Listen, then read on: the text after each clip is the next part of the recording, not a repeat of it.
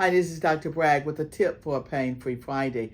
I want to share 3 things with you that's going to help you to have a safe, happy, and hopeful a pain-free Thanksgiving.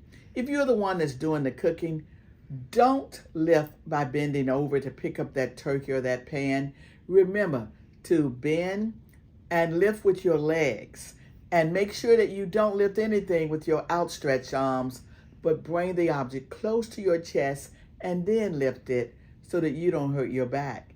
If you have to drive to your friends or your family's home, make sure that after an hour and a half, you get out of that car and take a stretch and walk around. Because I've always told you that sitting is the enemy for back pain.